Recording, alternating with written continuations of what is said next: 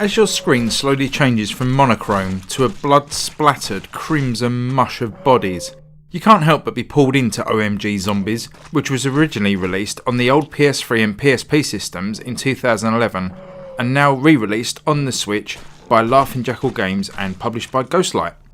But will you survive this zombie onslaught, or is it a World War Z? Stick around and I'll tell you in my review of OMG Zombies on the Nintendo Switch.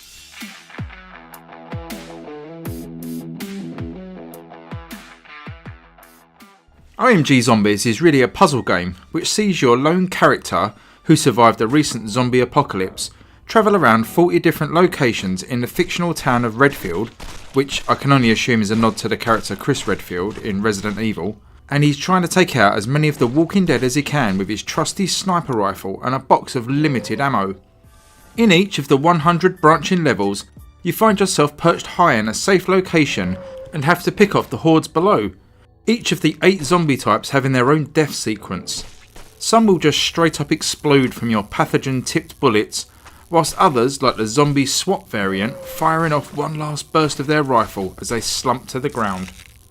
It appears a seemingly impossible task to take out a screen full of walkers when you look at the handful of bullets you have, but this is actually a chain reaction puzzle game, and time your shot right, you can clear 10, 50, 80 zombies or more in a single round.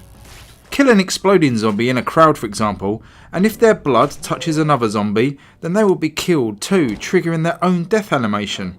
That may have been a screamer zombie who runs yelling like a banshee across the screen before she is eviscerated, covering an undead police officer in blood who slumps to the ground, letting off a single round from their gun, which may then take out a shuffling fatty on the other side of the screen. You get the idea. Once the rounds are exhausted, you are graded on how many zombies you cleared and awarded a medal and some cash to spend on upgrades before moving on to the next area. Upgrades allow for more bullets in your magazine, more exploding barrels in an area, and even allows you to increase the number and explosion area of all 8 of the zombie types. So that's the basic premise of the game. Let's dig in with some ups and downs on this one. Now unusually, I'm going to kick things off with a pretty major down, and that's the game's front end UI. It's verging on awful and should have been updated for this re-release really. Even if not changed wholesale, and it should have been by the way, the simple inclusion of tooltips or some text on the menu options would have gone a long way to ease the frustrations of not knowing what any button in the menu does. It's a very odd thing to see in 2019 and it needs fixing. Please fix it. Okay, now I've got that off my chest, I've got an up, and that is that the look of the game is really quite nice.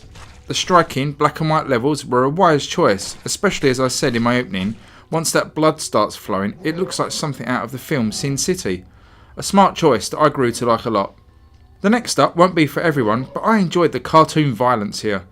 The way zombies just explode or split in half or run around on fire. It's a satisfying reward for your patience, sat aloft an abandoned building waiting for that perfectly timed shot to come into your crosshairs.